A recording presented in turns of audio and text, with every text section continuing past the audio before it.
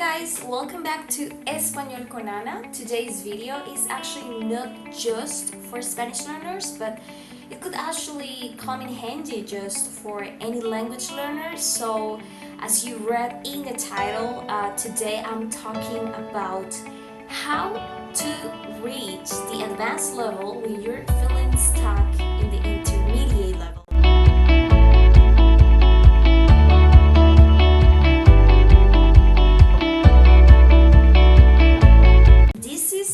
More common than you think.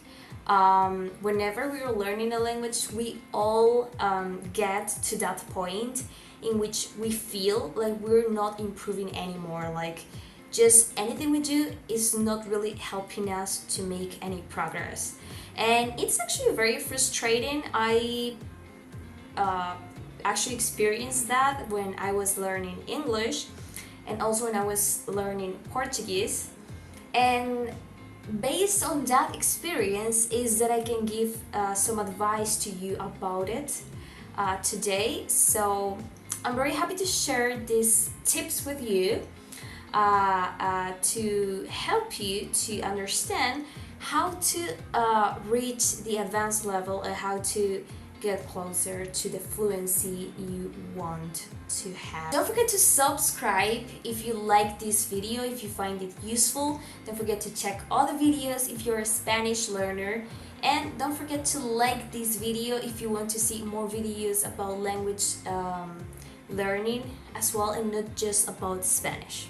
Okay, so now that you've done all those important things, now we are ready to hear the tips, and I really advise you to have a notebook really close to you, because some of these tips you might forget after watching the video, and you really need to implement this if you really want to see a difference in your language learning. So let's get started. I actually took some notes to give these tips because I always need my structure. I always need to be organized with the information that I give to you, and I don't want you to be confused. So that's why. So first off, I would say the first thing you need to do when you want to reach fluency, or you want to really be an advanced learner and finally live in that intermediate level, is testing yourself. Why? Because, okay, you have the feeling you're intermediate. So you have this comfort feeling, like you're comfortable in some situations. You can talk comfortably about some specific topics. You tend to use the same words. It's becoming easier to think in Spanish about certain topics or using certain phrases. So you're getting comfortable. But at the same time, when you need to face a new situation, a new conversation, and a new topic, you are left feeling like you're not ready. So that's the first thing you need to do. You need to test your language skills. And how do we test the language skills? I'm not actually talking about taking an official test or taking all those online tests, because they won't really tell you, for you personally, your weaknesses or the things you need to work on, because they're all like they made like massively, so they're not really like customized for you. So you test your skills based on some categories. Those categories usually are vocabulary, listening, reading, speaking, writing. Okay, and all those skills wrapped up together and integrated, perfectly working together, they're necessary to be fluent and to use the language fluently. So that's what you need to test all those skills in the language you're learning, and you need to identify those weak spots, those weak areas you need to work on. Because once you find the gaps and you find those holes you have, you can fill them and you can move on and reach an advanced level. We need to find a strategy to test each skill, or actually many strategies. For vocabulary, there are many ways to test your vocabulary skills. So you can combine some of these ideas and have like a complete vision of your actual skills in vocabulary. So you could take some random articles from different magazines or newspapers, or just any reading source you want to choose, and then just read them and try to first try to see if you understand the text, or if you understand whatever paragraph you are reading. You can read just a paragraph, you don't actually read to need like the whole thing. And then after asking yourself if you really understand this, ask yourself how much of it you understand. It's 90%, it's 100%, 80%, 70%.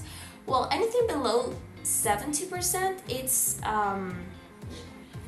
it's actually a sign that you are lacking some vocabulary. So after realizing that you are actually lacking, like you're missing the point of this paragraph, or you're missing like a big portion of it, just try to identify all the new words in the text and see how many words they are, and then try to find out if they are like very specific, like from a specific field, if they're like technical words, or if they're just actually some daily life very common vocabulary words you might use in your native language. That's the most important thing.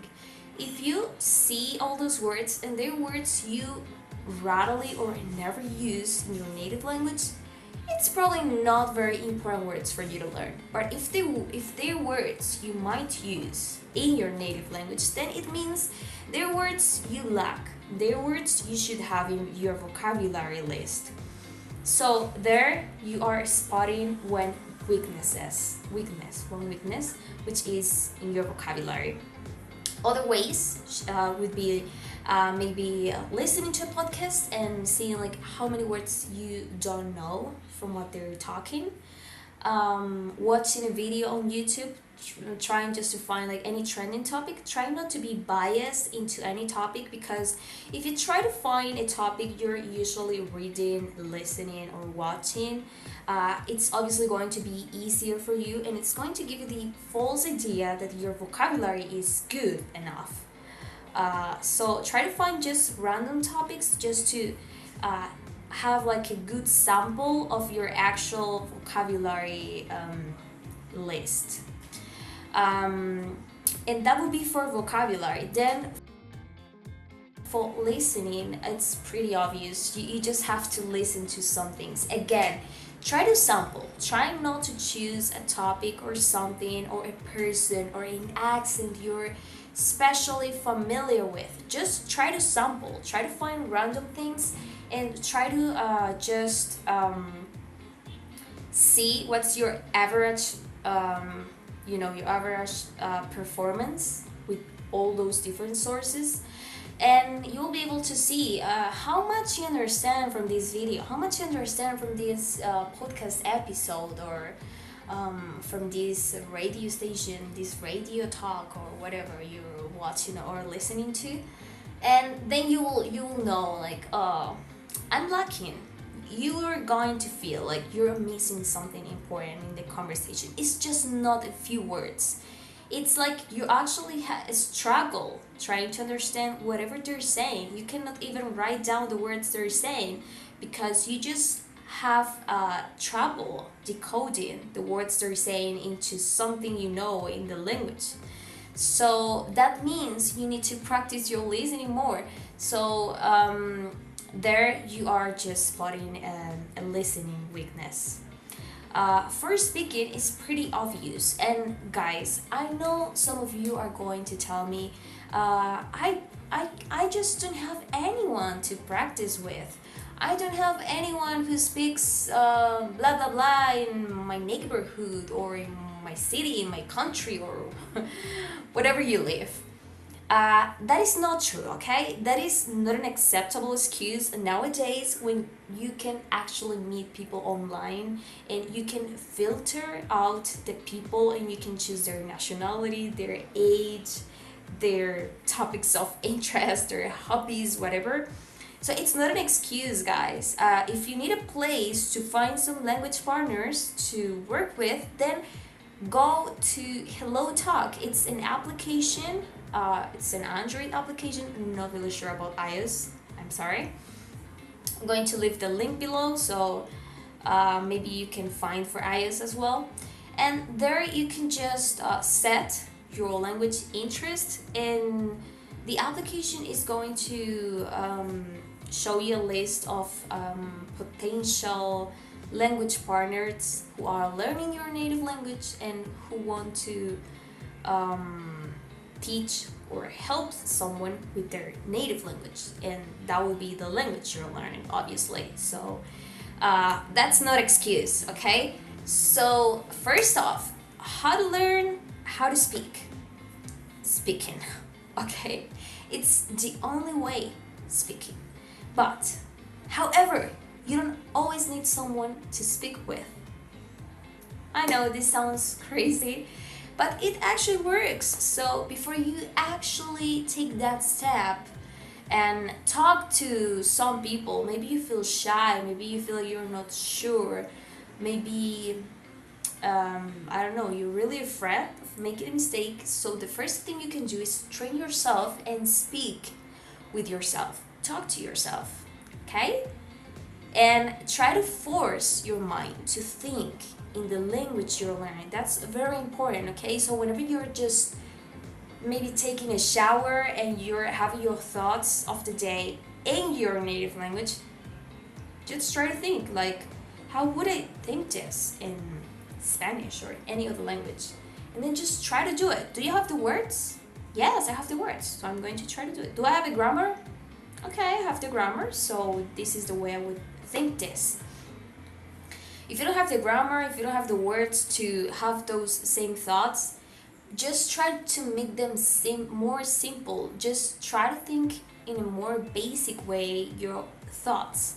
Of course, your thoughts in your native language are not going to be simple or basic.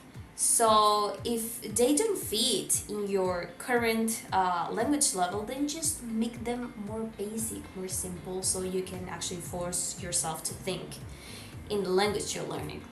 And speaking with yourself, speaking aloud is actually good because you get to pronounce, you get to train your muscles, you get to train your brain to say things, to articulate the sounds. So it's a really great practice. You don't need anyone with you. Actually, if there's someone around, they might think you're crazy. So it's actually better if you're alone. You don't need anyone to hear your self talks. All these, like strategies you can use to spot weaknesses in different areas can lead to unexpected answers in other areas as well. Okay, so it's very important just to give it a try. That's for speaking. Also, you can find the same weaknesses when speaking with someone.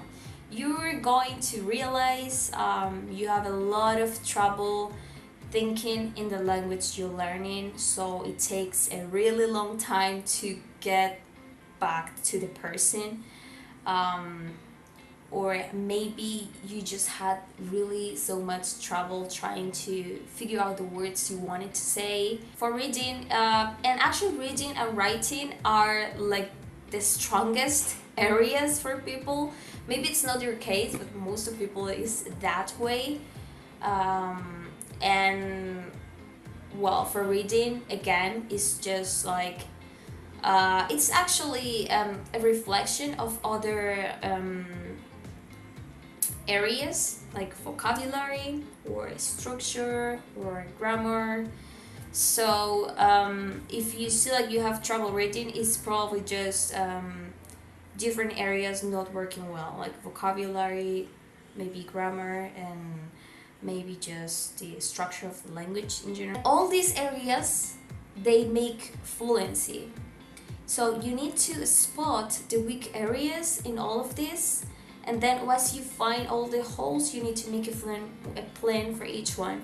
So if you found you have trouble with vocabulary, you don't understand native conversations, you need to observe. Okay, you need to become an observer.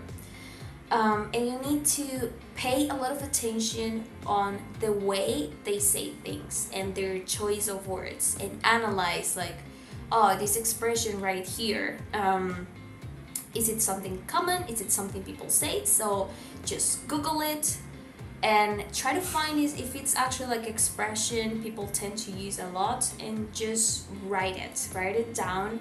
And so next time when you come across the same expression, you're going to be able to tell if this is an expression you need to implement for yourself. You need to add some personality to your Spanish or to any language you're learning, because if you don't add personality to it, if you don't customize your language, your Spanish or whatever language you're learning, then you will be still feeling like you're just, good, okay with the language, but not like great, and you won't feel like it's a part of it and like you're actually improving.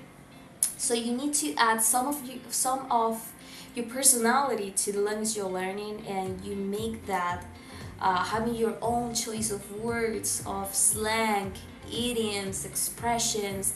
And for that, you just need to observe what other native speakers use, and then just try figuring out the things you want to use and becoming familiar with those things, so you can understand when someone else is using them. Okay, and that is basically how I feel you should improve. Just try to pick up things from native speakers, try to find someone you like, with a voice you like, with an accent you like, and try to imitate that person. Try to pick up their accent, their words, their slang. So try to focus on a country if you're learning Spanish. The most important thing is always challenge yourself. If you feel like you're not moving farther, it's because you're not challenging yourself. It's because you're repeating the same things. You are doing things that are comfortable to you. So you need to start challenging yourself and doing things you never did before in the language. If you enjoyed this video, if you watched the whole video, don't forget to hit the like button, and don't forget to subscribe for future videos. Hopefully this is going to help you to reach that advanced level. Okay? See you in the next video. Ciao!